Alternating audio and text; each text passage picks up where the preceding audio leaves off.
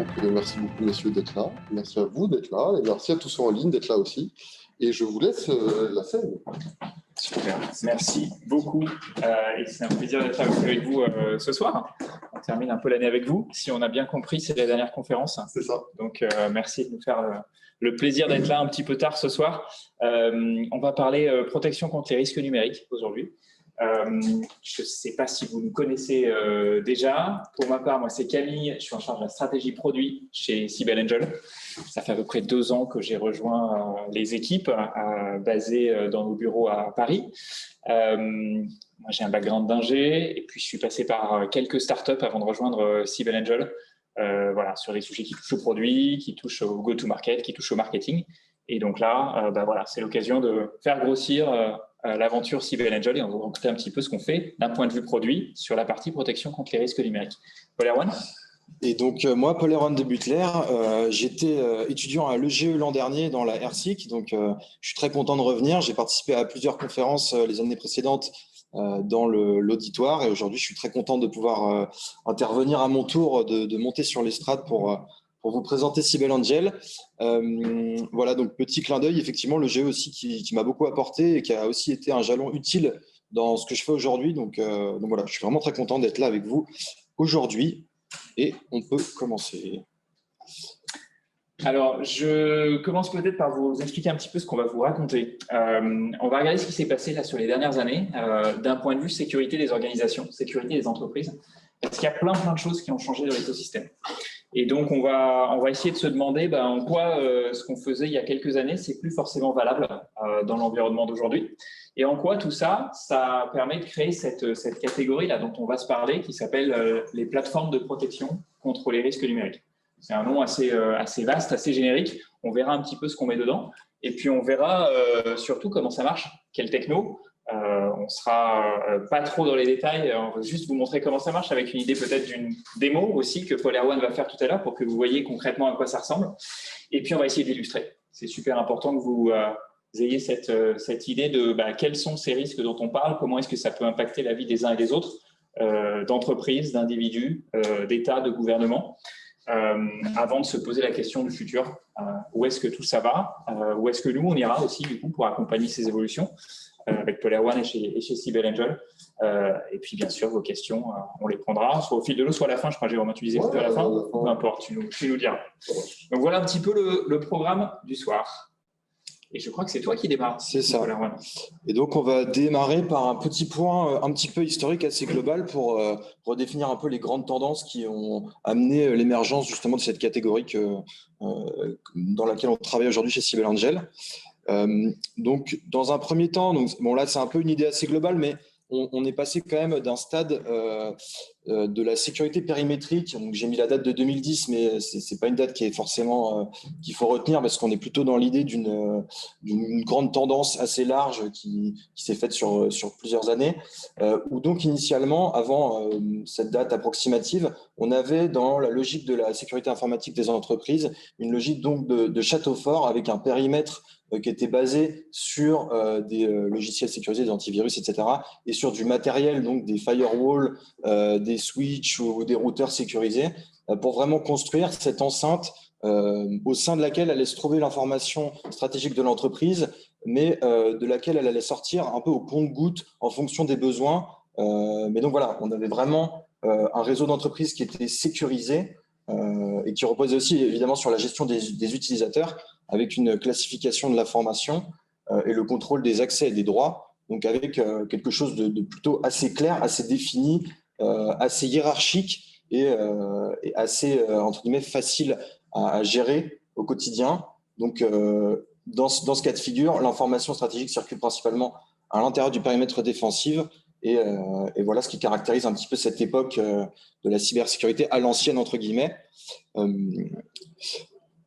Dans ce cas de figure, on a la transformation numérique, la fameuse, qui arrive et qui va provoquer, on le sait, un éclatement des SI avec plein de nouvelles pratiques qui vont être obligées de re-questionner cet ancien modèle. Donc, la transformation numérique, c'est quoi en soi? C'est que dorénavant, la création de richesse va aussi beaucoup reposer sur la valorisation des données. Et donc, il faut qu'il y ait une fluidification des échanges. Il faut que la data circule dans tous les sens pour pouvoir créer de la valeur, pour pouvoir créer des statistiques, etc., qui vont permettre ensuite d'améliorer le business en tant que tel. Donc, c'est vraiment une dimension extrêmement importante et qui va provoquer plusieurs bouleversements qui viennent remettre en question cette logique du château fort. Donc, on a l'interpénétration des réseaux avec une constellation de nouveaux acteurs de petite et grande taille qui vont venir s'interconnecter sur le réseau des entreprises pour leur apporter des services, pour analyser leurs données ou faire tout un tas de choses différentes.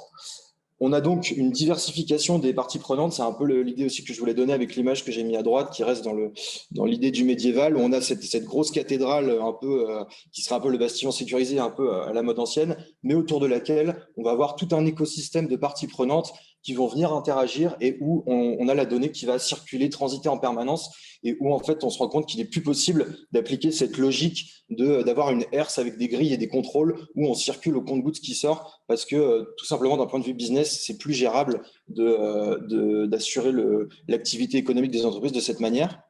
On a aussi la migration vers le cloud qui va, vous le savez, amener des bouleversements conséquents à plusieurs niveaux. Le principal étant que les SI ne sont plus, ou moins en tout cas, à l'intérieur du périmètre de l'entreprise, mais ils sont dorénavant gérés par des prestataires extérieurs et ça va aussi être générateur de nouveaux risques dont on vous parlera plus tard. On a également les nouvelles pratiques de travail. Donc ça, on le sait, on l'a tous vu avec le Covid, etc. Les utilisateurs sont plus dans les locaux au sein de l'entreprise. Ils ramènent leurs outils de travail avec le BYOD. Ils sont en télétravail. Donc pareil, on a une reconfiguration totale et une fluidification aussi des rapports de travail qui vont, encore une fois, impacter et toujours continuer dans cette logique de fluidification de la donnée qui peut plus être structurée avec des postes utilisateurs dans des locaux qui sont sécurisés avec des câbles de sécurité, etc., qui viennent empêcher le vol ou le déplacement du matériel. Donc voilà. Et on a aussi les risques réglementaires qui sont la dernière, qui sont plutôt une conséquence entre guillemets de la transformation numérique parce que nécessairement les autorités, avec ces grandes évolutions, se sont intéressées à ces problématiques de digitalisation et ont produit des règlements, des nouveaux codes qu'il convient de respecter et qui peuvent aussi comporter des risques importants, que ce soit financiers en termes de sanctions, mais aussi en termes d'image. Donc là, on a mis le RGPD et le CCPA, qui est l'équivalent un peu RGPD qui est en train de se mettre en place aux États-Unis. Voilà, donc tous ces éléments-là apportent donc une reconfiguration où les entreprises ne peuvent plus avoir le même contrôle sur leur information stratégique que par le passé. Dorénavant, les informations, elles sont obligées de circuler dans une logique business, voilà, pour continuer à faire de l'activité avec ses partenaires. Alors, c'est assez intéressant parce que là, Paul Erwan, tu nous parlais un petit peu de toute la donnée qui sort et tous ces nouveaux échanges qui se créent autour du périmètre de l'entreprise. Ce qu'on voit aussi là depuis quelques années, mais il y a une accélération assez incroyable depuis l'année dernière, c'est les nouvelles menaces. Et donc là, vous lisez la presse, vous voyez, vous entendez un petit peu ce qui se dit, ce qui se passe. Le premier sujet qui remonte, on en parle à nos clients, on lit, on regarde ce qui se passe aussi, c'est le sujet du ransomware. En ce moment, il y en a à peu près un toutes les 11 secondes dans le monde. Et un ransomware pour une entreprise, c'est en moyenne 15 jours d'arrêt d'activité. Vous avez peut-être des exemples récents en tête. On reviendra tout à l'heure sur ce qui s'est passé chez Colonial Pipeline là, aux États-Unis. On rentrera un petit peu dans le détail. Mais ça, c'est un vrai sujet. Et justement, ce sujet, il existe parce que c'est très facile de trouver des nouveaux points d'entrée. Parce que ce que présentait Paul Erwan avec cette donnée qui est à l'extérieur, parce qu'il y a des échanges, parce qu'il y a des tierces parties qui sont impliquées, ça va être très simple, beaucoup plus simple qu'avant pour un hacker d'aller chercher de l'information confidentielle et chercher des points d'entrée et puis d'aller les exploiter derrière. Donc ça, c'est première menace qu'on voit énormément. Deuxième, et celle-là n'est pas nouvelle, ça fait quelques années quand même, c'est celle du phishing. Le phishing, vous savez, c'est la capacité à créer des domaines frauduleux et puis à lancer des campagnes d'emailing historiquement à partir de ces domaines qui sont simplement peut-être dérivés du nom de domaine principal d'une entreprise. On change une lettre, on intervertit 2 lettres. On fait en fait, on crée un site ou un nom de domaine qui est très très proche du nom de domaine de l'entreprise et puis on s'en sert pour lancer une campagne. Et puis on ratisse super large. On envoie à l'ensemble des collaborateurs, on l'envoie à l'ensemble des individus quand on est dans un contexte particulier. Et puis, on va regarder qui clique, qui répond, qui se fait avoir. Et puis, derrière, ça nous permet de remonter des credentials. Ça nous permet de remonter de la donnée personnelle. Ça nous permet de remonter des clés d'accès à un système de production qui tourne au sein de l'entreprise. Ça, c'est très courant. Encore aujourd'hui, 57% des entreprises ont été touchées en 2020 par cette vague de phishing. Et ce qu'on voit là maintenant de plus en plus, c'est qu'il y a pas mal de variantes qui sont en train d'apparaître. Vous en recevez peut-être sous forme de SMS, ça s'appelle le smishing, le vishing, ça c'est les voice messages en bon français. Donc on vous laisse des messages sur votre répondeur, vous ne savez pas trop ce que c'est, mais on vous demande de rappeler un numéro. Et derrière, on vient se faire passer pour quelqu'un et récupérer de la donnée confidentielle. Le dernier élément, c'est tout ce qui se passe sur le social media. Là aussi, très facile de faire du social engineering, de se faire passer pour quelqu'un que l'on n'est pas, et du coup d'arriver à accéder de l'info qui nous permettra de revenir sur le premier point qui est celui du ransomware, parce que c'est un moyen d'entrer au sein d'un périmètre qui était protégé. Donc tout ça, ça arrive, il y en a de plus en plus. Et puis ce qui se passe, c'est qu'il y a de plus en plus d'argent à se faire mettre. On voit les gains, on voit les montants des rançons en cas de ransomware. Un assureur aux États-Unis, il y a 1 mois et demi, a payé une rançon de 40 millions de dollars. C'est l'un des plus gros montants jamais payés et connus auxquels on ait accès. Ça implique que les acteurs malicieux, malveillants sont en train de se professionnaliser. Et pour le coup, il y a des réponses qui sont mises en place à marche forcée, parce qu'on n'a pas le choix. Il y a beaucoup de choses qui se sont passées si on regarde le contexte français au cours de la dernière année. On a vu la vague d'attaques sur les services publics et les hôpitaux. On a vu les réponses de l'État. On a vu un plan de relance, un plan cyber, des fonds qui sont fléchés sur cette cause-là. Mais on le voit dans nos vies à tous, les uns les autres. On réagit probablement différemment. Aujourd'hui, quand on rentre un login, un password, on utilise des moyens de les protéger. On fait gaffe à ce qu'on met en ligne tous les uns les autres. Donc, il y a un vrai impact du cyber sur la vie des individus de part et d'autre, justement pour faire face à ces nouveaux acteurs. Donc ça vous décrit un petit peu le contexte et les nouvelles menaces dans lesquelles on est. Et c'est comme ça qu'on arrive à notre sujet de la protection contre les risques numériques. Et on commence par un donut. Alors, voilà, je voulais vous montrer celui-là. A priori, il n'y a pas tellement de rapport avec la cyber, mais finalement, ça décrit pas mal ce que Paul Erwan racontait tout à l'heure. Il y a l'idée de ce nouveau périmètre qui a émergé. Avant, l'entreprise, elle était au milieu, là, dans le cœur du donut.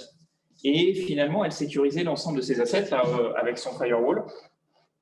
Et on espérait que tout reste à l'intérieur.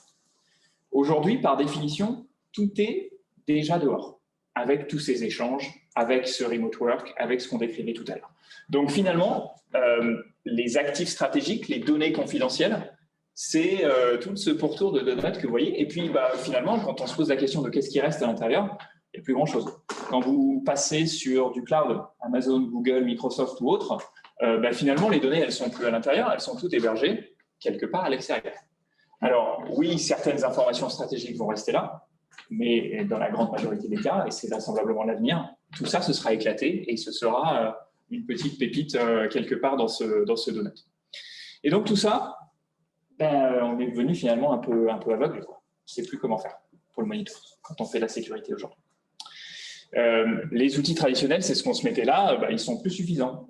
Historiquement, qu'est-ce qu'on garde? On garde des endpoints. Les endpoints, c'est un laptop, un téléphone mobile, un device quelconque à l'intérieur de l'entreprise, et on essaie de le monitorer. Ça, c'est bien, mais faut-il encore savoir qu'il existe, ce endpoint, qu'il est là? Quand on parle Shadow IT, par exemple, je suis sûr que on l'a tous déjà fait quand on bosse, quand on étudie, quand on ne passe pas forcément par son VPN, quand on va chercher une application cloud, on rentre ses coordonnées, son email, ses credentials professionnels pour aller lancer une petite application parce que c'est vachement plus simple que de passer par le service IT. Ça nous gagne beaucoup de temps. Voilà, ça, c'est des risques qui apparaissent et on n'en a pas connaissance quand on fait de la sécurité, quand on fait de l'IT. Et donc, tous ces endpoints, finalement, ils sont en train de se transformer en ce qu'on pourrait appeler des points d'entrée. Et tout le job, là, et c'est pour ça qu'il est croqué, celui-là, c'est de faire en sorte d'éviter que l'attaquant, là, il en mange une partie de ce périmètre et qu'il s'en serve pour rentrer à l'intérieur où il reste un petit peu de données stratégiques. En tout cas, on veut prendre le contrôle d'un ensemble de systèmes. Donc, il faut changer d'approche quand on s'est dit ça. Il y a aussi quelque chose de très important dans ce nouveau contexte, c'est que historiquement, on a été très réactif. Il y avait une attaque, comment est-ce que je réponds? Comment est-ce que je minimise la disruption? Ça existe toujours, ça existera toujours, il faut faire avec, il faut être prêt à répondre. Aujourd'hui, il y a un terme qu'on entend beaucoup et qui commence à être adopté, c'est celui de la prévention.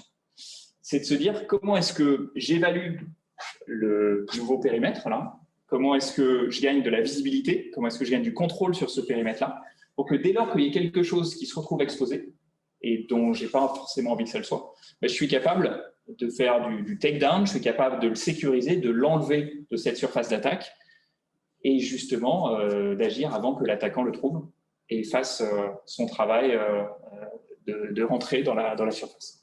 Donc, c'est comment est-ce qu'on anticipe, comment est-ce qu'on détecte avant l'attaquant et tout ça, ben, ça contribue à l'approche de prévention plutôt que celle de réaction. Donc, voilà un petit peu ce nouveau paradigme-là et c'est vraiment ce dont on va parler quand on va parler de nouvelles protections contre les risques numériques. Là, on est en plein dedans. Donc, pour faire suite à ce que dit Camille, donc, qui vient de vous expliquer un peu l'arrivée et les caractéristiques de cette nouvelle problématique. Donc, nous, Siebel Angel, on existe depuis 2013, donc ça fait déjà un petit moment qu'il y a des acteurs, on n'est pas les seuls qui ont eu ces idées-là et qui en sont venus à cette conclusion qu'il fallait être capable d'apporter des solutions qui permettent de protéger en amont contre ces risques numériques. Mais voilà, donc ce secteur a été caractérisé en 2020, donc c'est beaucoup plus récent, par Gartner, qui est un peu l'acteur qui fait la pluie et le beau temps en termes de réflexion et de pensée sur l'IT et les problématiques de cybersécurité aux États-Unis. Donc Gartner qui a qualifié ce nouveau secteur du marché de la cybersécurité de DRPS, donc Digital Risk Protection ou Prevention Services. Donc voilà, qui vient donc caractériser ce marché sur lequel nous on opérait déjà depuis un petit moment, encore une fois sur lequel il y a d'autres acteurs. Qu'est-ce qui caractérise donc ces nouveaux produits qui sont offerts par c'est souvent des startups, mais pas que. On a aussi des acteurs qui faisaient de la cybersécurité plus traditionnelle, qui se mettent à incorporer des solutions de DRPS parce qu'ils sentent bien aussi qu'il y a une demande de la part des entreprises pour ce type d'offres. Voilà, donc les principales caractéristiques, c'est qu'on va aller identifier des nouvelles menaces sur justement les périmètres qui sont à l'extérieur de l'entreprise. Donc sur le clear web, le deep web et le dark web majoritairement, on va aller piocher et retrouver de l'information sensible pour les entreprises. Ensuite, on a aussi cette caractéristique de proposer une solution intégrée qui couvre plusieurs sources. Donc, on a aussi des DRPS qui sont très spécialisés, donc, par exemple sur la protection des adresses email ou sur ce genre de choses. Mais voilà, la tendance, en tout cas dans laquelle nous on s'inscrit et que Gartner a aussi retenu dans sa définition, c'est qu'on va avoir des acteurs qui vont proposer de couvrir plusieurs périmètres. Camille vous définira juste après ce que nous justement on couvre chez Siebel. Mais voilà, c'est une dimension assez importante, sachant qu'on va souvent passer par une plateforme SaaS ou ce type d'outils pour amener chez le client la solution intégrée où il va pouvoir monitorer aussi, il va avoir une flexibilité sur le visuel de qu'est-ce qui se passe et comment est-ce qu'il peut surveiller ces différents périmètres. Enfin, on a aussi le fait qu'il faut fournir de l'information qui soit contextualisée et donc qui soit actionnable pour l'entreprise. Donc, il faut qu'il sache, quand on détecte quelque chose, d'où ça vient, quelle est la source, quelles sont les causes et pour pouvoir savoir comment est-ce qu'il va répondre à ça, comment est-ce qu'il va clore l'incident, comment est-ce qu'il va le résoudre et comment est-ce qu'il va sécuriser l'information qui lui a été remontée avant qu'elle ne soit weaponisée par des acteurs malveillants. Et enfin, on a aussi des logiques de synergie qui sont très fortes. Et donc là, ça s'inscrit un peu aussi dans ce que je disais tout à l'heure avec le château fort et ensuite la digitalisation. On est bien dans un processus. Donc la logique de château fort n'est plus évidemment absente, elle reste totalement pertinente pour plein d'usages. Il faut continuer à utiliser des antivirus, des firewalls, etc. Mais voilà, on va avoir des synergies où nous, le type de services qu'on fait, vont venir s'imbriquer et vont venir offrir cette visibilité sur des périmètres qui ne sont pas compris initialement par ce type de système. Donc là, j'ai noté quelques-uns des systèmes avec lesquels, par exemple, nous, on présente des synergies assez importantes. Donc voilà, c'est quelque chose aussi qu'il était important de noter. Alors, on vous montre un petit peu à quoi on peut appliquer ces systèmes de protection contre les risques numériques. Ce que vous voyez sur l'écran, là, peut-être regardez d'abord la timeline qui est en bas, là, la chronologie, c'est celle d'une attaque. Ça commence souvent par une phase de reconnaissance. On va récupérer énormément d'informations. On arrive ensuite sur une phase de ce qu'on appelle de weaponization. Comment est-ce que je transforme cette information? Comment est-ce que je la rends actionnable? Comment est-ce que ça me permet de rentrer? Et puis après, on a l'attaque en tant que telle. Hein. Si vous pensez à l'exemple du ransomware, l'attaquant, il est dedans, il va aller travailler sur la donnée, il va aller cryptoloquer, il va aller exfiltrer de l'information. C'est véritablement la phase d'attaque. Et ce qu'il faut être capable de faire, c'est justement d'arriver à voir à ces différents niveaux tout ce qui peut se passer pour anticiper le plus possible quand on est en recon ou pour répondre en phase d'attaque, pour arrêter l'attaque au moment où elle se produit. Et donc, comme ça, suivant les solutions que vous allez rencontrer sur cet écosystème-là, certains vont vous dire, nous, on est plus positionné sur la phase d'attaque. On fait, par exemple, du monitoring du dark web. On parle beaucoup du dark web. Hein. Il y a plein de choses qui s'échangent, qui se vendent, qui se revendent sur le dark web. Des credentials, des clés API, par exemple, qui nous permettent de rentrer au sein d'une organisation. C'est important de monitorer le dark web. Mais plus on remonte, plus on va avoir de la valeur. En phase de weaponization, par exemple, il y a toute l'idée des credentials. Pensez, pour ceux qui codent parmi vous et qui le font sur GitHub, par exemple, en poussant des commits sur GitHub au fil de l'eau, c'est très facile de faire une erreur et d'aller pousser en public une clé API dans votre code qui n'aurait pas dû être là. Et pour le coup, comment est-ce qu'on va le détecter ? Comment est-ce qu'on est capable de dire, tiens, là, il y a quelque chose qui a fuité sur l'espace public, qui est accessible à tout le monde, potentiellement, mais qui peut vous mettre à risque. Donc, très en amont, là aussi, être capable de détecter tous ces credentials ou autres clés d'API. On fait la même chose sur les noms de domaine. Hein. Il y a plein de sociétés qui vont aller travailler sur cette protection des noms de domaine. Tu parlais de sécurité des emails, là, on est plutôt en amont encore sur les noms de domaine. C'est ce qui est à l'origine des campagnes de phishing, dont je parlais tout à l'heure. Donc, comment est-ce qu'on est capable de détecter des sites un peu malicieux avec ces inversions de lettres ou autres? Ça, c'est important de le faire à cette phase de weaponization. Et puis, encore plus en amont, je crois que le point qui est très important, là, c'est la prévention contre les fuites de données. C'est tellement facile d'aller chez vous si vous avez un Drive ou alors vous allez sur Dropbox ou je ne sais quel outil de stockage en ligne, ou alors vous utilisez des bases de données mais vous ne les sécurisez pas. Ça arrive très, très fréquemment. C'est de la mauvaise configuration. Finalement, que la donnée qui s'y trouve, elle se retrouve accessible. Et donc, comment est-ce qu'on est capable d'aller scanner toutes ces IP derrière lesquelles il y a de la donnée pour aller se dire à l'intérieur de la base de données, tiens, sur la ligne 37, ici, dans cette table, là, il y a un truc confidentiel qui est là, qui est potentiellement accessible à tous, et il faut qu'on take down la base de données en question avant que l'attaquant mette la main dessus. Donc là, on est très, très en amont sur la phase de collecte de data. Et ça, on le fait de la même manière sur tout un tas de protocoles, sans rentrer dans les détails trop techniques. Hein. Souvent, on utilise des VPN pour aller se connecter. Je ne sais pas si tout à l'heure, tu nous montrais l'accès VPN ici. Il y a ce qu'on appelle le RDP, le Remote Desktop Protocol, pour se connecter aussi à distance sur un poste de travail. Il y a tout un tas de systèmes là. BACnet, par exemple, ça c'est intéressant. C'est tout ce qui est les protocoles de contrôle des systèmes de ventilation et de climatisation. C'est un protocole industriel. Et pour le coup, souvent, c'est une cible utilisée par les hackers parce qu'ils ne sont pas très sécurisés, ces trucs-là. Donc, on imagine qu'ils sont mal configurés. Ça devient un point d'entrée dans une infrastructure physique. On arrive à prendre contrôle, comme ça, de tous les systèmes de clim et de ventilation. Ce n'est pas très gênant ici à l'EGE. C'est un peu plus gênant quand on est dans un data center de Google ou d'Amazon et que la température monte d'un coup. Il peut se passer plein de choses derrière. C'est un exemple de ce qu'on est capable de détecter très, très en amont dans cette phase de reconnaissance. Alors, comment ça marche? Comment est-ce qu'on fait tout ça? On va rentrer un tout petit peu dans le détail. Donc, tout à l'heure, moi, je vous montrais ces 5 différents modules qui sont en fait les grandes thématiques qu'on pousse chez CyberAngel et qu'on retrouvera ailleurs sur le marché. En fait, ce qu'il faut savoir, c'est que ça commence vraiment par une capacité à collecter beaucoup d'informations. Rien que si on regarde le monde de l'IP, l'IPv4, aujourd'hui on parle d'IPv6, mais on est sur des dimensions encore plus énormes, mais il y a 4,3 milliards d'adresses IP V4 dans le monde.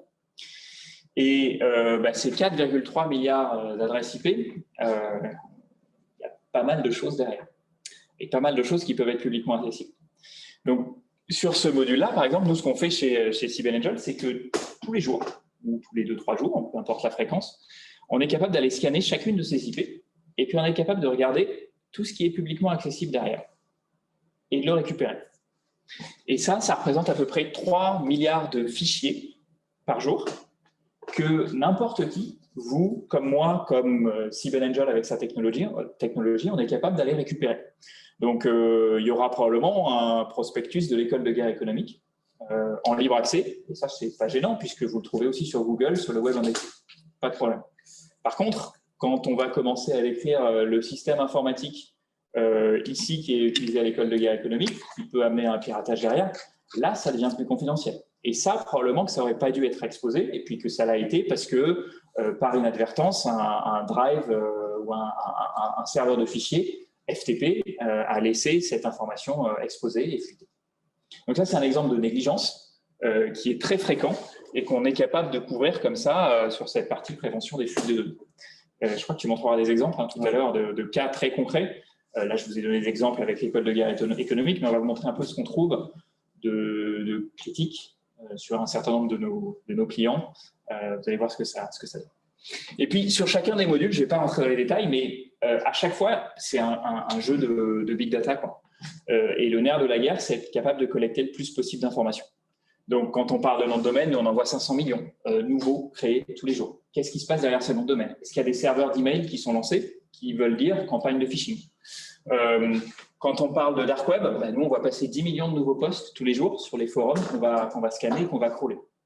Ça peut avoir un impact aussi parce que sur ces 10 millions de posts, il y a probablement un certain nombre qui vont mentionner un client, qui vont mentionner une infrastructure critique, qui vont mentionner un gouvernement ou autre.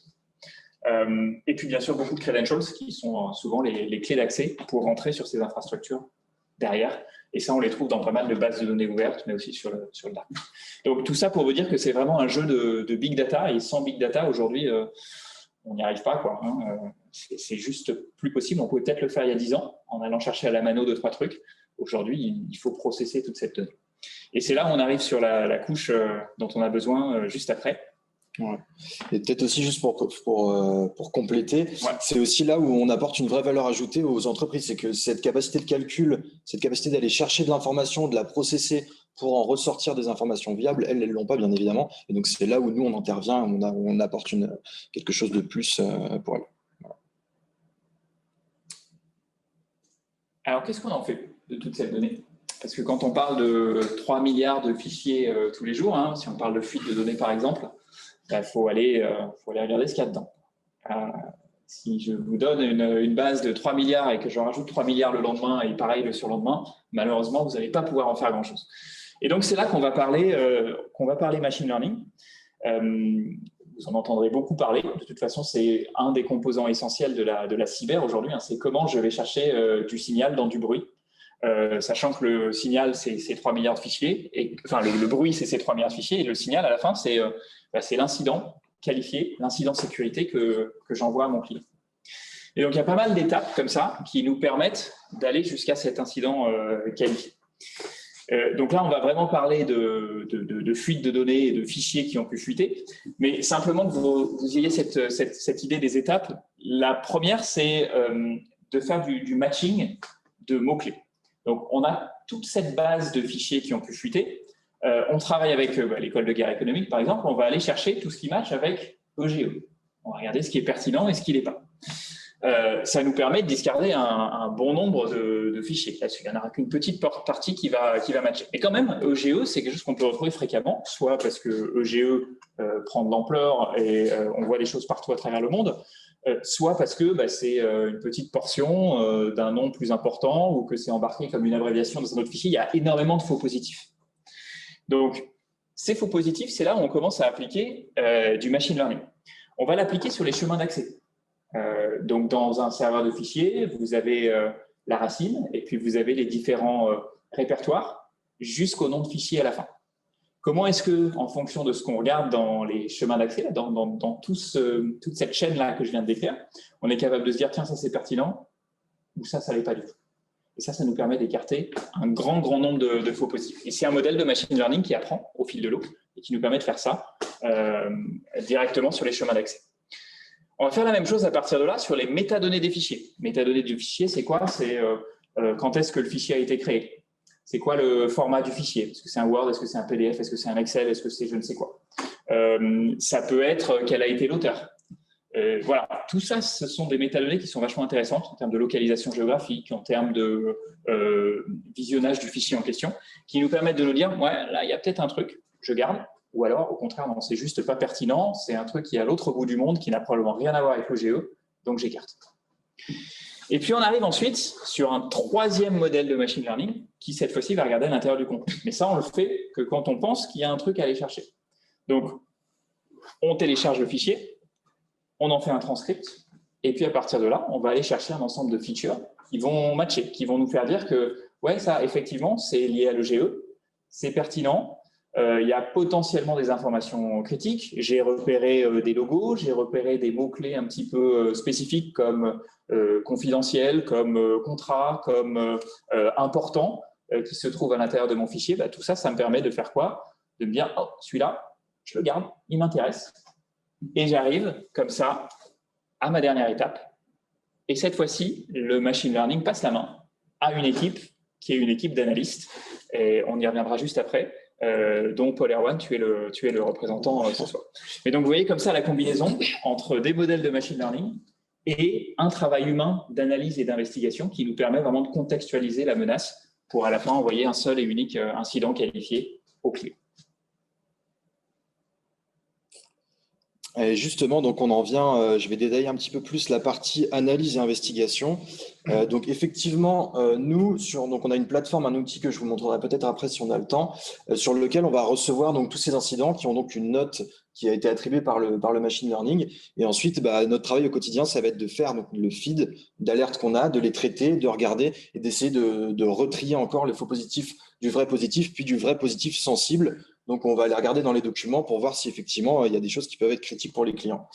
Le profil type, en tout cas, des personnes qui sont recrutées, en vrai, il n'y a pas vraiment de prérequis dans la mesure où on a beaucoup de profils très différents, mais quand même, ce qui se dégage un peu, c'est des profils assez école de commerce ou bien IAE, relations internationales. Moi-même, j'avais fait un master de RI avant de venir à l'EGE. Donc voilà, parce que souvent, ça va être des études où on a beaucoup écrit, donc on a beaucoup lu. On a aussi souvent des travaux d'analyse, de synthèse à faire. Donc ça va être des compétences qu'on va plutôt rechercher. En termes de connaissances, bien sûr, il faut avoir des bases assez solides en matière de cybersécurité. Néanmoins, il n'est pas du tout nécessaire d'être très technique. Il ne faut pas savoir coder ni paramétrer des firewalls ou même des compétences qu'auraient des analystes SOC. On n'est pas sur ce degré de compétences aussi élevées. Et également, l'intelligence économique, et c'est là que ça vous intéresse aussi à l'EGE, parce qu'on a toute une dimension où il faut aussi se demander à quoi peut servir l'information que j'ai sous les yeux, pourquoi est-ce que c'est dangereux, pourquoi est-ce qu'elle ne devrait pas se trouver là, parce que comment est-ce qu'elle pourrait être utilisée soit contre l'entreprise, soit à des fins d'intelligence économique, d'espionnage économique, de choses comme ça. C'est des problématiques qui reviennent énormément. Ensuite, sur la partie, donc ça c'est vraiment les profils. Ensuite, sur vraiment au quotidien, le travail de ce qu'on fait. Donc dans le traitement des alertes, qui est donc vraiment cette partie du feed, il y a deux choses, enfin quatre du coup, qui sont vraiment importantes. C'est la connaissance du client. Donc moi je suis analyste annuel, donc c'est-à-dire que mes clients sont des clients annuels avec lesquels je développe aussi un lien de confiance. Donc là on a une vraie connaissance du client. On a aussi des analystes qui font des phases de POC, où là c'est un petit peu différent parce qu'ils ont plus une relation commerciale. Il faut plus aller vite, trouver des choses critiques très rapidement, etc. Mais dans tous les cas, on a vraiment cette connaissance du client et de ses mots-clés qui est vraiment l'élément qui va être déterminant dans ce que la plateforme va nous ramener. Donc voilà, ça c'est très important. Ensuite, le focus, oui, parce que parfois, on a plus de 2000 ou 3000 alertes dans la journée à traiter. Donc c'est compliqué. Donc il faut vraiment bien s'organiser. Il faut vraiment rester concentré parce que en fait, on a tout le temps des petites choses qui peuvent se glisser entre différentes alertes. Et donc, il faut vraiment rester bien concentré. Quand on sent que la concentration peut baisser un peu, il faut peut-être changer de tâche, faire un peu autre chose et revenir dessus après. On a aussi la fragmentation du feed, donc qui est un des éléments aussi importants. C'est-à-dire que donc quand par exemple j'ai 3000 alertes, avec des techniques qu'on développe aussi, il faut que je sois capable de les fragmenter en plus petits paquets pour les traiter de façon moins… voilà. Si je ne peux pas traiter 3000 alertes d'un coup comme ça d'affilée, ce n'est pas possible. Il faut fragmenter les choses. Ensuite, sur la partie investigation, donc là, on fait beaucoup appel à l'OSINT. Donc, il va falloir aller creuser avec différents outils accessibles en open source pour retrouver à qui appartient ce serveur que je viens de trouver. Est-ce que c'est un client? Est-ce que c'est un employé de l'entreprise? Est-ce que c'est un prestataire, etc. Donc voilà, de bonne qualité en OSINT aussi. L'OSINT qui demande de la persévérance, parce que parfois on ne trouve pas la source, c'est compliqué, on n'a pas les indications qu'on souhaiterait, donc ça demande vraiment parfois du temps et il faut s'accrocher. De la créativité aussi, parce que faut tout le temps être capable de rebondir, de suivre un fil, puis de changer de piste, de trouver autre chose, c'est assez important. Ensuite, on a évidemment la boîte à outils, donc c'est tous les outils qu'on va être capable de maîtriser. Et aussi l'entraide, qui est un point très important dans l'équipe analyste. On a une équipe qui est très soudée et chaque analyste va développer des capacités un peu plus profondes sur différents types de périmètres. Et donc, on s'entraide beaucoup. Quand on est bloqué, voilà, on n'hésite pas à demander de l'aide de quelqu'un qui va mieux s'en sortir. Et au final, on réussit toujours à débloquer la situation de cette manière. Et on a aussi, voilà. Donc, règle d'or, méthode plus priorisation égale un analyste heureux et des belles alertes pour le client. Voilà. Donc là, est-ce que je fais la petite démo maintenant du coup, ou est-ce qu'on va être un peu juste niveau temps? Ouais. Donc, je vais vous montrer justement les outils dont je parlais pour que vous ayez un aperçu un petit peu plus concret. Alors, donc là, on est donc sur la plateforme Filtering, qui est donc l'outil principal de l'analyste. C'est là où on a donc toutes ces alertes des différents périmètres qui viennent et donc qu'on va devoir traiter. Alors, très rapidement, sur le côté gauche, là où je suis en train de passer, on a donc toutes les sources que nous scannons pour nos clients. Donc, les serveurs connectés, les cloud drive, ADM, Asset Discovery Monitoring, c'est tout ce qui va être le Shadow IT dont on a parlé tout à l'heure, les bases de données, les sites de paste, Board, c'est tout ce qui est dark web, CodeShare, c'est tous les GitHub, etc. Social, c'est quelques pages sur Twitter qu'on suit parfois de chercheurs en cybersécurité ou d'acteurs malveillants qui peuvent poster parfois des choses assez intéressantes. Les flux RSS, c'est une catégorie qui était beaucoup utilisée par le passé, mais qui est beaucoup moins utilisée aujourd'hui. DNS, c'est les noms de domaine. Et les leaks, c'est vraiment les gros leaks. On a un analyste spécialisé qui va aller chasser en permanence les grosses bases de données qui sont fuitées ou revendues sur le dark web, qui va ensuite les injecter dans la plateforme, et donc ça arrive ici. Et puis le DocShare, c'est tout ce qui va être les sites de partage de documents où parfois on retrouve des présentations stratégiques ou des choses comme ça. Voilà. Donc là, mon alerte. Donc là, on voit que c'est un serveur connecté. On a le nombre de mots-clés du client. Donc là, on a 2 mots-clés qui ont matché 3 fois chacun. On a le protocole du port. C'est ta boîte ici, Seagull, c'est ta boîte de test. Ouais, c'est ça, c'est pas un vrai client, effectivement, c'est un client test, sinon on ferait taper sur les doigts. Donc là, on a l'IP. Et là, on a donc la date évidemment des documents. Et là, on a les file paths. Donc, qui sont, donc ça, c'est le dossier racine, puis le sous-dossier, etc. Jusque au nom du document. Donc là, 2018 participant.xlxs, c'est un Excel. Donc voilà. Donc là, déjà assez rapidement, je peux avoir une idée, encore une fois, en fonction de la connaissance de mes mots-clés de mon client, si l'alerte est potentiellement assez sensible ou non. Ensuite, si on clique dessus, on peut aller dans le détail. Donc là, on va avoir les métadonnées qui nous apportent quelques informations supplémentaires, dont le score d'alerte qui a été attribué par le machine learning dont parlait Camille tout à l'heure. Et on a le cache, donc là où je vais pouvoir télécharger directement dans un petit fichier tous les documents du serveur et où là, je vais aller les analyser moi à la main, regarder ce qu'il y a dedans, est-ce que c'est du sensible ou non. Voilà. Une fois que ce travail est fait, soit je l'envoie en interesting, qui est donc ensuite je vais les retrouver ici. C'est en gros, c'est quand on analyse, voilà, quand on n'a pas trop le temps, on les envoie en interesting, ensuite on repasse dessus, on peut retravailler comme ça. Soit si je vois que là c'est une 4 sur 4 parce que c'est super critique, hop, je mets en 4 sur 4, je me mets un petit commentaire, c'est chaud, et je balance dans mon autre application qui est l'application investigation, où là je vais rédiger mon rapport d'incident pour le client. Donc voilà pour ça. Et maintenant, je vais vous montrer très rapidement la plateforme client, donc, où les clients reçoivent nos rapports d'incident pour que vous voyez de quoi ça a l'air un rapport d'incident. Donc là, on retrouve bien les 5 périmètres qu'on scanne, donc, où le client peut aller retrouver ses rapports d'incident. Et là, il a tous ses rapports. Donc là, on a une 4 sur 4 magnifique. Hop. Et donc là, on a toutes les informations nécessaires, encore une fois, avec cette logique d'actionnabilité. Donc là, on a la synthèse avec là l'explication. Qu'est-ce qui se passe? Qui est-ce qui fait fuiter? Donc là, c'est un fournisseur. Le nombre de documents, la date de la détection par nos outils. Ensuite, on a les détails techniques avec le nombre de keywords qui ont matché, le type de la source. Donc là, on est sur un serveur FTP, port 21, l'adresse IP, la localisation, les risques. Donc là aussi, c'est aussi le travail de l'analyse de définir quels sont les risques encourus pour l'alerte. Et puis, des bouts de file pass, donc on appelle detected data sample. Et enfin, on a la partie analyse Donc ça dépend du package. Mais bon, je passe les détails. On va mettre des éléments de fichiers qu'on a vus avec des captures d'écran pour expliquer au client voilà, comment est-ce que j'ai déduit que c'était telle personne qui faisait fuiter parce que là, on voit son nom sur tel document. Voilà, ce genre de choses. On va aller un peu plus dans la profondeur de l'analyse. Et voilà, pour la démo, je rebascule sur les slides. Hop là. Et donc, après toutes ces étapes de travail, on a la dernière phase, qui est la phase vraiment ultime, c'est la remédiation, où là, il va s'agir de résoudre l'incident, de fermer le serveur qui a été détecté, d'effacer les données, de fermer le GitHub, de changer les mots de passe s'il y a des mots de passe qui étaient exposés sur le GitHub ou des clés API ou quoi que ce soit, voilà, afin de contrôler les répercussions potentielles. C'est une démarche qui peut parfois être compliquée, notamment lorsque c'est quelque chose que les clients nous remontent souvent. Parfois, par exemple, quand on détecte un serveur connecté d'un fournisseur ou quoi, le client va appeler la personne en disant voilà, on a notre fournisseur qui nous dit que vous avez des documents stratégiques à nous sur un serveur ou sur un Dropbox qui ne sont pas sécurisés. Souvent, il y a des réactions assez tendues parce que les gens ont l'impression qu'on a à peine testé leur serveur, qu'on s'est introduit, machin. Donc, ça peut être assez chaud.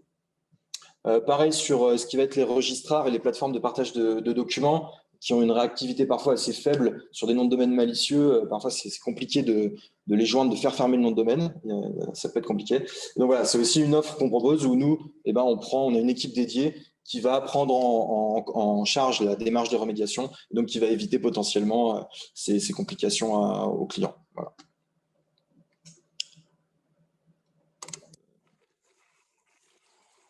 On va passer donc aux exemples un peu concrets de quelques alertes qu'on a pu avoir. Donc là, c'est sur une alerte un peu typique d'une fuite de données. Donc là, vous voyez, on a donc un serveur. C'est des vraies alertes, sauf qu'elles sont anonymisées. Oui, c'est ça, oui, c'est des vraies alertes anonymisées, exactement. Et donc là, on est sur un truc sur un exemple assez typique. Donc voilà, donc on a des plans qui sont marqués confidentiels. C'est des choses qu'on retrouve beaucoup, que ce soit sur des installations ou bien des phases de travaux aussi, des cabinets d'architectes. Enfin, il y a vraiment énormément de choses différentes. Et où, donc là, on a des risques d'espionnage industriel, ingénierie sociale. Donc là, sur ce serveur, il y avait plus de 1600 fichiers qui ont été détectés quand même, avec des plans, des rapports confidentiels, de la documentation de sécurité, schéma de réseau informatique sur ce serveur-là aussi. Donc parfois, il y a vraiment des choses très, très chaudes qui peuvent sortir. Par exemple, ça me fait penser, moi, j'ai alerté une 4/4 récemment pour un client. Donc c'est un des employés qui bossait donc, dans la sécurité informatique de l'entreprise, qui stockait sur son NAS perso une énorme quantité de données, et dedans il y avait des fichiers avec vraiment des informations super sensibles sur les serveurs TACAX Plus non, c'était quoi, c'était Kerberos ou Radius, je sais plus, d'authentification avec des codes d'accès, etc.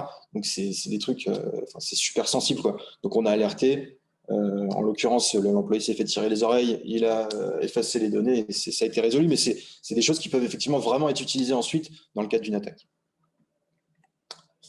Deuxième petit exemple, donc là c'est un exemple sur un groupe pharmaceutique où on a des protocoles de recherche, des essais cliniques. Donc ça, c'est des choses qu'on trouve aussi pas mal. On a pas mal de clients dans ce type de secteur-là, et donc on a vraiment de la propriété intellectuelle. Et donc là, ça rejoint les enjeux d'intelligence économique dont on parlait tout à l'heure. Il peut vraiment y avoir des choses vraiment sensibles sur ce type de périmètre. Et là, d'ailleurs, on parle de programmes à plusieurs milliards. C'est de la R&D qui coûte extrêmement cher.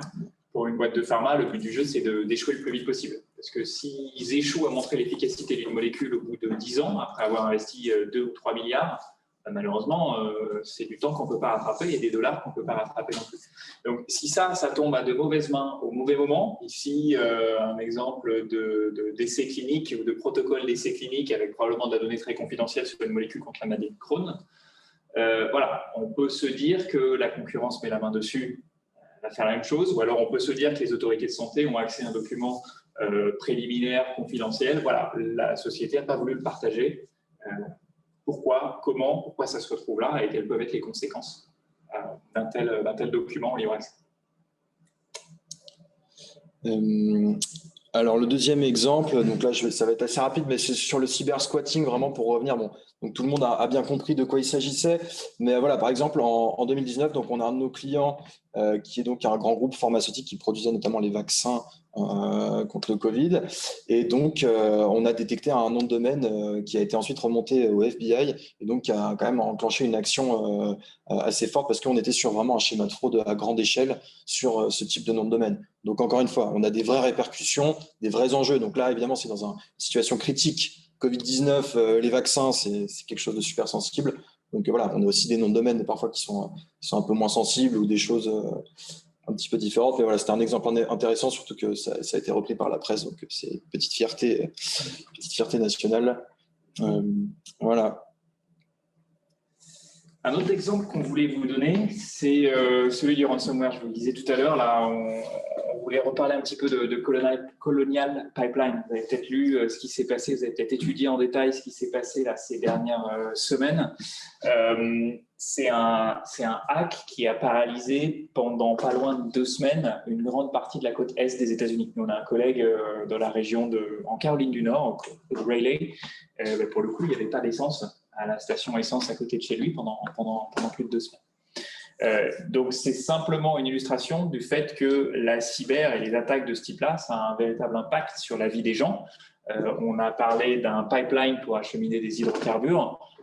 On a aussi des cas, vous l'avez peut-être lu, par exemple, d'usines de traitement de l'eau qui se retrouvaient contaminées par des niveaux de polluants qui avaient été justement utilisés par des... Voilà, en dose normale, il n'y a pas de problème. Par contre, quand on dépasse la dose d'un certain niveau de chlore ou autre, là, ça peut devenir toxique et critique pour la santé. Et c'est de nouvelles menaces qu'ont à faire face les autorités quand il s'agit de protéger la vie des uns et des autres, là, pour le coup. À chaque fois, le scénario, il est le même dans ces cas de ransomware. En prévention, il faut identifier tous les points d'accès, toutes les portes d'entrée. Ça peut être quoi ces fameux actifs exposés? On en parlait tout à l'heure, le RDP, le Remote Desktop Protocol. Ça, c'est un des principaux points d'accès pour les ransomware. Le VPN, l'endpoint du VPN qui n'est pas sécurisé. C'est encore trop fréquent, mais la grosse moitié des ransomware passent par ces fameux VPN non sécurisés. Une mire de login exposée ou autre. L'important, c'est d'avoir une porte d'entrée, parce que dans cette porte d'entrée, ensuite, on peut faire plein de choses. On peut tester des choses, on peut tester des clés. Et on les trouve où, ces clés? Il y a plein de sources, des bases de données. On parlait tout à l'heure de scanner le monde de l'IP. Par derrière ces 4,3 milliards d'adresses IP, il y a beaucoup de bases de données sur des protocoles Elasticsearch, MongoDB ou autres qui peuvent être non sécurisés et du coup, qui contiennent des combinaisons login-password. Quand on les trouve, on les teste sur la porte d'entrée et on est capable de rentrer très simplement dans un système derrière. Ces credentials, elles sont d'ailleurs vendues relativement cher sur le dark web. Parce qu'aujourd'hui, on parlait de professionnalisation des acteurs. Dans un ransomware, il y a plein d'étapes et il y a plein de types d'acteurs qui sont impliqués. Il y a ceux qui vont détecter les portes d'entrée, il y a ceux qui vont trouver des clés, et puis ensuite, il y a ceux qui vont revendre ces informations aux groupes qui vont ensuite aller rentrer et exfiltrer de la donnée. Donc, c'est un business extrêmement structuré pour le coup. Et voilà, il faut juste répartir les revenus à la fin. Hein. C'est comme ça que ça se passe aujourd'hui entre les différents acteurs qui ont été impliqués dans le process. Donc, des clés API, des campagnes de phishing, tout ça, c'est des vecteurs qui permettent d'identifier des clés qu'on va ensuite tester sur nos points d'entrée. Et c'est exactement ce qui s'est passé pour Colonial Pipeline. C'était un VPN exposé et des clés qui ont été trouvées en libre accès sur un GitHub. Donc, pour le coup, une vraie illustration là, de ce qu'on doit être capable d'identifier en amont dans la phase de prévention. Et puis, en phase de réponse, qu'est-ce qui se passe? L'idée, c'est de monitorer les attaquants. Donc, on va regarder ce qui s'échange, ce qui se fournissent entre eux sur le dark web. On va regarder les crypto-lockers qui sont utilisés pour ensuite être capable d'aller décrypter l'information en phase post-attaque. Et puis, quand ils ont réussi à sortir de la donnée de l'entreprise, il faut aussi regarder quelles données et où elle se retrouve, cette donnée aujourd'hui. Donc, aller scanner, là encore, les serveurs potentiels de l'attaquant qui, lui, a pu laisser aussi des serveurs ouverts, des bases de données ouvertes sur différents systèmes d'application ou de stockage cloud qu'il peut utiliser de son côté. Donc, il y a aussi une mécanique à avoir post-attaque dans un cadre de ransomware comme celui de Colonial. Voilà un petit peu le use case assez fréquent là qu'on rencontre en ce moment. Un vrai exemple, mais pour le compte de nos clients, il y a des choses très critiques aussi qu'on voit passer régulièrement. qu'est-ce qui nous attend à partir de là? C'est là-dessus qu'on voulait conclure aujourd'hui, parce qu'on a parlé de pas mal de changements dans cet écosystème cyber. On a parlé de la construction de ce nouveau périmètre. On a parlé d'avoir cette visibilité, d'avoir ce contrôle de ce qui se passe à l'extérieur du périmètre de l'organisation. Moi, j'aime bien quand on parle de ça, parler de bataille de la surface d'attaque et de se dire en fait que ce qu'on vit aujourd'hui là, avec les changements dont on se parle, en fait, c'est comme ça que l'innovation arrive et existe en permanence. Finalement, ce qu'on est quand on parle de surface d'attaque, c'est une espèce de radar pour identifier en amont tout ce qui est en train de se passer. Et si vous regardez le radar en particulier, on fait un peu d'histoire, on bascule à la Deuxième Guerre mondiale, il s'est passé à peu près la même chose. Quand à la Première Guerre mondiale, il y avait les tanks d'un côté et de l'autre, on a décidé de construire des lignes Maginot. Quand les avions sont apparus et qu'ils étaient capables de passer au-dessus des lignes Maginot pour aller bombarder les uns et les autres, malheureusement, les défenses qu'on avait mises en place, elles étaient plus efficaces. Et c'est à la Deuxième Guerre mondiale qu'on a inventé le radar. Pour le coup, c'est les Anglais qui l'ont inventé. Et c'est la bataille d'Angleterre à l'époque. Et ça a été un avantage stratégique pour les Anglais de détecter avant que les avions allemands n'arrivent ce qui se passe. Et ils avaient à l'époque une portée de 100 km. Et donc ça leur a donné un avantage ultra stratégique. Et c'est cette nouvelle menace, les avions, en l'occurrence à l'époque, qui a permis l'innovation technologique du radar. Mais finalement, c'est un peu ce qui est en train de se passer dans notre histoire à nous. Visibilité, contrôle, la bataille de cette surface d'attaque. On a repoussé la frontière. Les lignes Maginot d'hier, elles n'existent plus.